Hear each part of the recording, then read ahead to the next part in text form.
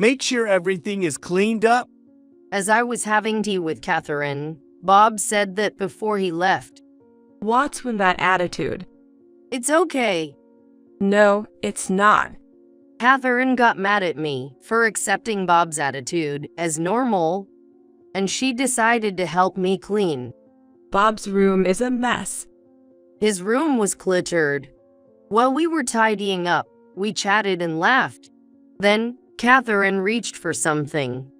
I tried to stop her from opening the drawer without his permission. But before I could, I heard Catherine's surprised voice. What is this? What? What happened? No way. Looking at the photo in Catherine's hand, I was speechless. A happy family photo and a completed divorce application. That turned me off. Catherine, will you help me? Of course. With a strong ally by my side, I began preparing to fight. First, we had to get rid of some things. With that thought, I rolled up my sleeves. My name is Emma Smith. I'm a 35-year-old housewife. I've been married to Bob for 5 years now, without any children. Despite that, we had a peaceful and loving marriage. Bob and I met through a mutual friend, sort of like a blind date. We were both tired of passionate relationships, as we had just broken up with our previous partners. While Bob and I shared similar values, the excitement I felt with my ex-boyfriend wasn't there.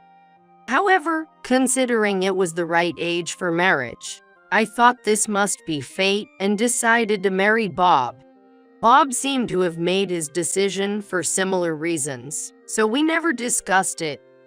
Since we shared the same values, we didn't face any major issues with dividing household responsibilities or habits, and I took care of the housework, and Bob handled his job, each of us managing our duties well. While those around me were getting married for love, and I often heard them gush about it, I could genuinely say I'm happy from the bottom of my heart each time, indicating that my married life was going smoothly. But then our calm life was suddenly disrupted. It happened when Bob came home drunk one night, although he rarely drank. He returned at 3 a.m., and I greeted him at the entrance. "Hi there, you're late." It should have been a normal exchange, but Bob was acting strangely that day. Shut up! It's none of your business when I come back. What? As I stood there, confused, Bob started using rough language, his breath reeking of alcohol. The whole point of marrying you was to make you do the housework. Don't bother me. You're just a maid. What? Hearing Bob's true feelings for the first time left me in shock. Although we hadn't gone through a romantic process, I believe Bob loved me, and I loved him. I should have married someone younger and bragged about it more. That's awful. Awful? I should be the one saying that. Bob then threw those words at me and quickly went to his study, starting to snore on the makeshift bed. I cried at the entrance, listening to Bob's voice. All this time, my marriage life was an illusion. It's going to be tough from here on. Despite thinking this, Bob was back to his usual self the next morning. Good morning. What time did I come back last night? Man, I was really pushed to drink. What? Something wrong? Oh, no. Good morning. I was puzzled by Bob's behavior, as if nothing had happened. Seeing me worried, Bob kept talking. What's up? You're acting weird today. No, it's nothing. It can't be nothing. We're married. We should be able to talk about anything. Well, if you insist. Unable to hold back, I told him about last night. The expression gradually faded from his face, and the moment I finished talking, his attitude changed drastically. So, you got me. That's terrible. You must have decided to marry me based on my conditions, right? I married you because our values aligned. Yeah, spare me that. Bob cut me off and slumped into a chair. Then he began to give orders with a gesture of his chin. Food, make it quick. Food. Who do you think is providing for this living? Work properly, maid. I found myself feeling scared of Bob, as he had completely changed his attitude. From then on, Bob treated me entirely as a maid. Hey, food. Bob stopped calling me by my name, and although I was initially sad, I gradually became emotionless. Hey, is the bath ready? Oh, it's ready. Then say so quicker. You're so slow. I'm sorry.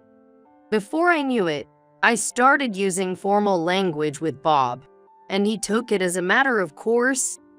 A few months into this life, Bob spoke up during dinner. I'm going on a business trip for a month, starting tomorrow. Get ready. A business trip? You got a problem with that? No, I understand. Bob works as a civil servant. I wondered if he really had business trips. But feeling intimidated by Bob, who grumbled about his dinner, I didn't dare to confirm. At night, while preparing for the trip, Bob went to sleep at his usual time. How did things end up like this? I cried alone. Don't slack on the housework. Yes. Without a "see you later." That's all Bob said before leaving. I replied and saw him off. The moment I was alone, I felt a sudden release of tension throughout my body. A month alone, huh? I genuinely felt relieved to escape from the tense life I had been living for a while. At the same time, thinking about continuing this life for years to come made me feel a bit down. Well, no use worrying about it. I've got to enjoy this month anyway. I deliberately said out loud to lift my spirits. Then, using my own savings, I enjoyed meals out with friends and reading books at leisure, savoring my alone time. During this period, I thought a lot about the future and decided to start moving towards divorce. The first step was to find a job. However, Bob would probably not be happy about me working.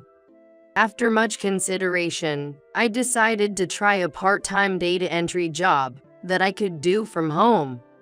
Since I had worked as an office clerk before getting married, I had no problems handling a computer. Gradually, I took on more tasks and increased my income. Just as I was getting used to this new lifestyle, Bob came back home after a month. Did you do the housework properly? Yes. I wonder about that. Despite it being a long time since we'd seen each other, Bob looked at me with annoyance. Of course, there was no souvenir. I didn't even feel like complaining. Well, it's barely acceptable, I guess. Bob inspected the house and said so. I felt my emotions draining away again. As long as Bob is around, I'm an emotionless robot. I have to get a divorce. After that, Bob went on several long business trips.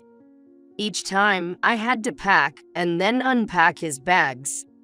The only saving grace was that the hotels Bob stayed at did his laundry, so there was hardly any laundry when he came back home. However, I really disliked the smell of the sweet, sticky fabric softener on his clothes. I couldn't count how many times it made me choke. But complaining about it to Bob would only make him angry. So I always wore a mask while putting his clothes away. One day, my sil, Catherine, came to visit our house. Unlike me, Catherine is active, but since we are the same age, we've been calling each other by our first names and have been close since the beginning of my marriage. I served Catherine some cake and tea I had made, and we sat down. After taking a bite, Catherine smiled. Your cake is always really delicious. Bob is so lucky. Is he, though? What's wrong? Did something happen? No, it's nothing. As I forced a smile, Catherine looked at me suspiciously. I diverted the conversation by offering her more cake. How about you, Catherine? Oh, yeah? You know what? He left his socks lying around again. Isn't that cute? Not cute at all. Catherine was talking about her recently married husband, Noah. Apparently, he was a familiar face in the neighborhood, and being 10 years younger than Catherine, had pursued her for 10 years before they got married. Initially, Catherine treated him like a child, but after being wooed for 10 years, she seemed completely won over, and despite complaining, they were living quite happily together. I was very envious of Catherine and Noah's relationship. Hey, are you ready yet? Oh, yes, I'm ready. You're really slow? I'm sorry. Damn. Bob didn't seem to notice Catherine was there. There'd been no conversation with Bob, so I hadn't told him about her coming. Though it couldn't be helped, Catherine was wide-eyed at Bob's behavior. Without showing his face in the living room, Bob headed straight for the door. Make sure everything is cleaned up. Bob said that as he left, while I was having tea with Catherine. What's with that attitude? It's okay. No, it's not. Catherine was angry with me for accepting Bob's behavior as normal, and she decided to help me clean. Bob's room is a mess. His room was cluttered. We chatted and laughed while tidying up. Then, Catherine reached for something. Oh, that's... I tried to stop her from opening the drawer without his permission. But before I could, I heard Catherine's surprised voice. What is this? What happened? No way. I was speechless when I saw the photo in Catherine's hand. A happy family photo and a filled-out divorce form. That turned me off. Catherine, will you help me? Of course.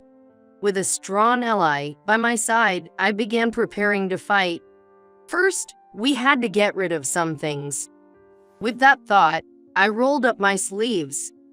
Catherine and I packed Bob's things into trash bags. We saved anything that might serve as evidence, including diaries, photos, and letters. Bob looked gently smiling in each photo, just like when we got married. I collected them expressionlessly while Catherine reacted to each one, getting outraged every time. Hey, let's go to the city hall now. Yes, let's do that, Catherine suggested mischievously, and I smiled back. Bob had said to make sure everything is cleaned up. Let's clean up this relationship as well. I packed some immediate belongings, disposed of all of Bob's things, and headed to the city hall in Catherine's car. After submitting the divorce form, we went to Catherine's house. What? Emma? Sorry to intrude. Noah was initially very surprised, but became even angrier than Catherine after hearing the situation.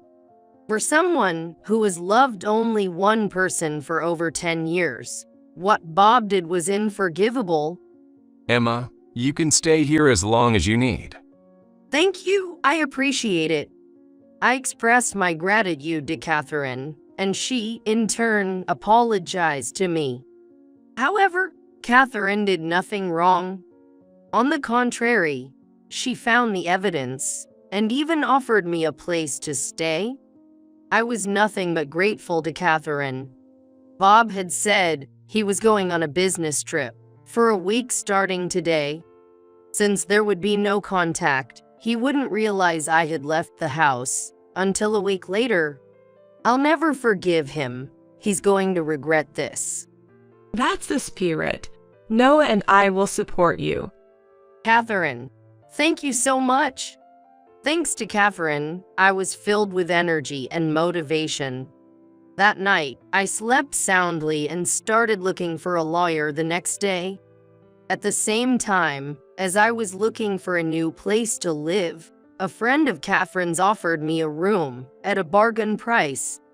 Gratefully, I decided to make that room my base and continued my search for a lawyer. The first, second, and then the third.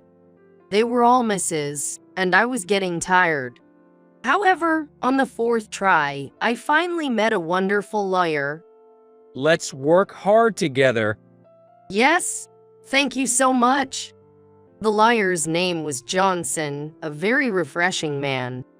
Honestly, at first, I was disappointed, thinking he was another miss. But you can't judge people by their appearance. He efficiently handled everything from fact-checking to forecasting, making all my requests possible. I discussed with Johnson and sent a certified mail to the person Bob was cheating with. And I left Bob's copy on the living room table. Bob called me 3 days later. Hey, what is this about? As soon as I picked up the phone, I heard Bob's angry voice. I responded calmly. It's a certified mail. So, why am I being asked to pay $50,000 in alimony? As it says. This is ridiculous. Bob complained irritably, and he continued to lash out. Hey, whose money did you use for this? Mine? What? It's the money I earned, right? No, it's mine. Indeed, while Bob had been providing for living expenses, my income had already become sufficient to support myself. Therefore, the lawyer's fees and all related expenses were paid entirely with my money, including savings I had before. But no matter how much I explained, Bob refused to believe it. Anyway, you're just a useless woman who can't do anything right. Just stay quiet and do the housework and I'll provide for you. Come back home right now. So I was being underestimated to that extent. That made my blood boil.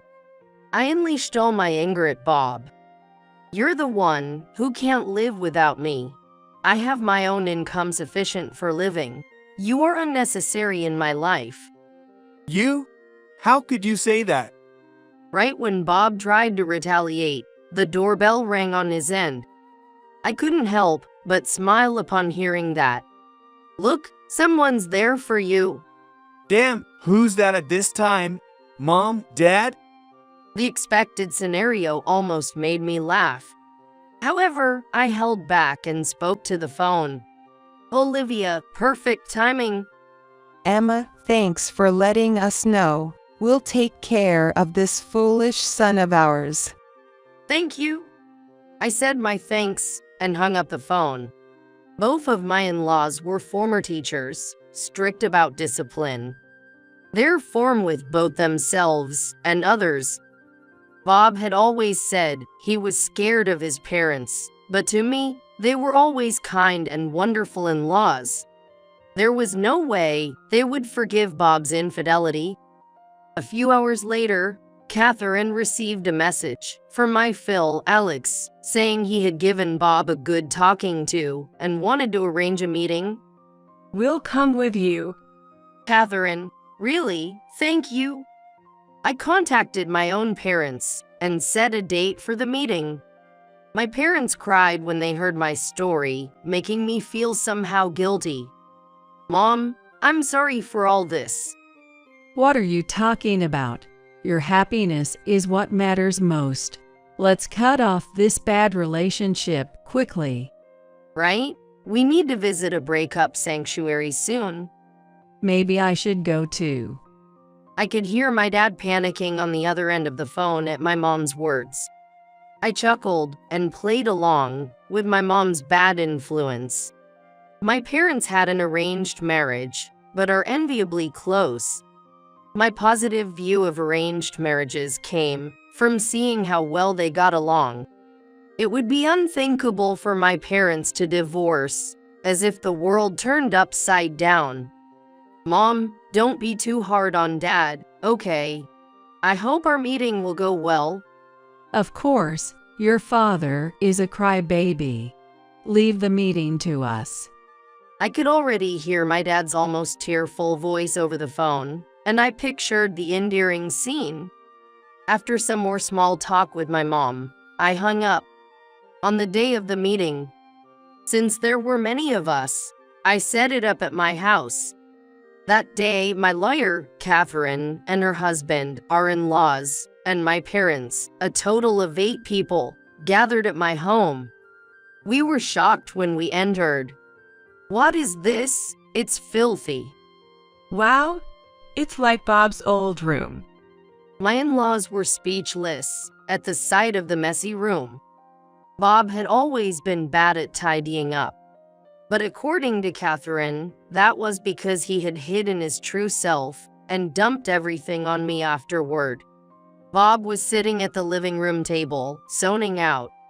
When he noticed us, he started crying and tried to cling to me. When Alex stopped him, Bob started to scream. Come back, Emma. Without you, I. Seeing Bob cry pathetically didn't stir any feelings in me. Realizing I no longer loved him, I looked down at him with a smile. What are you laughing at? Look, this mess is your fault. Where were you slacking off instead of doing housework? We're already divorced, so I don't intend to do any housework here. Bob's eyes widened at my words. I hadn't yet told Bob about submitting the divorce form. I squatted down in front of him to tell him the truth. You told me to make sure everything was cleaned up. So I did.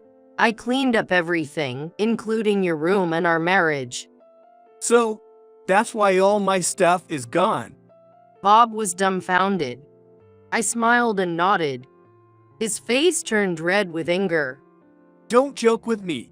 Who do you think provided for you all this time? That would be you. I'm grateful for that.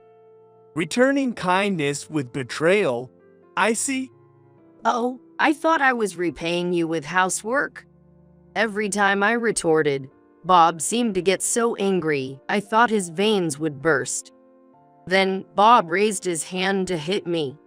However, it wasn't me who ended up flying, but Bob. What?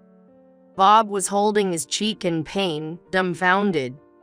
The one glaring at him, while panting, was, shockingly, Olivia. I knew you were a bit insensitive to others' feelings, but I never imagined it would go this far. What you did is unforgivable. Mom. Olivia was teary-eyed as she glared at Bob. Then she turned to me and my parents and apologized to us. I'm terribly sorry for the unforgivable actions of our foolish son that hurt Emma. I deeply apologize.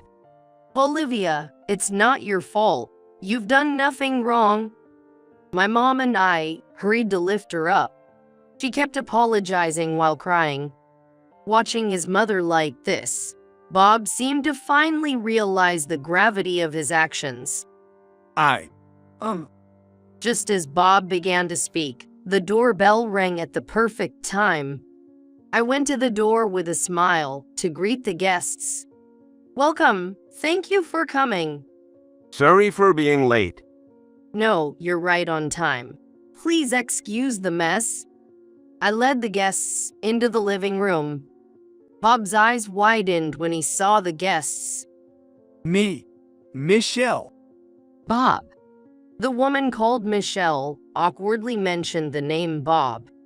I'm sorry for the late introduction. My name is Tom Miller.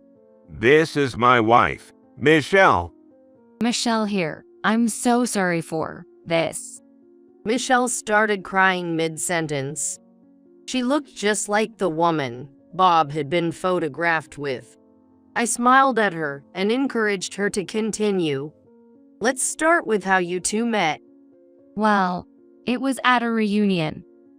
An ex-girlfriend, right? You met again and rekindled things. I'm so sorry. I didn't know he was married. Michelle's words made me burst into laughter. She was completely frightened by my laughter. I decided to explain the reason for my laughter carefully. Here, this is a copy of the account I found. This is your account, right? How did you get this? Why post your face if not to be noticed? Were you hoping I would see it? I pointed to a line. There was an update saying, "Could his wife please look here?" which proved that everything Michelle had said earlier was a lie. You said you didn't know he was married and accidentally cheated. Lying again. But, if I didn't say that, I'd be sued for alimony. Exactly. Michelle's husband glared at her, saying that. Amidst this, Johnson spoke up. Let's proceed with the discussion. First, we've demanded $40,000 in damages from Michelle and $50,000 from Bob. You both agree with this, right? I'm billing each of you $30,000. Bob and Michelle quickly shook their heads in refusal at Johnson's words. Then, Bob began to speak in a feeble voice. There's no way we can pay $150,000 for raising children together. Right? In this era of low birth rate, you need to be kinder to those with children. Michelle piggybacked on Bob's claim, but her husband looked at her coldly. Only Johnson and I, who had been briefed on the situation, knew why. How dare you say such blatant lies? What do you mean? Michelle still tried to hide the truth. Olivia, looking straight at Michelle, confirmed her suspicion. The child in the photo isn't Bob's, is it? Why would you say that? I mean, that child is Bob's. Oh really? That's strange. What's strange about it? Olivia chuckled. Confused by her laughter, Michelle urged her to continue, with a slightly irritated voice. Bob can't have children. What? Bob should have been informed about this. What do you mean? That's what it means.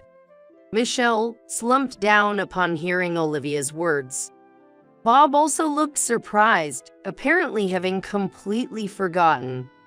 Despite it being about his own body, he had been quite forgetful. I had heard before getting married that Bob was infertile. The call came from Olivia before I responded to the matchmaking proposal. I was told that, though fertility treatments could improve chances, they weren't guaranteed, so I agreed to marry. We then decided together not to have children. However, Bob was so thrilled about the affair child that he forgot all about it.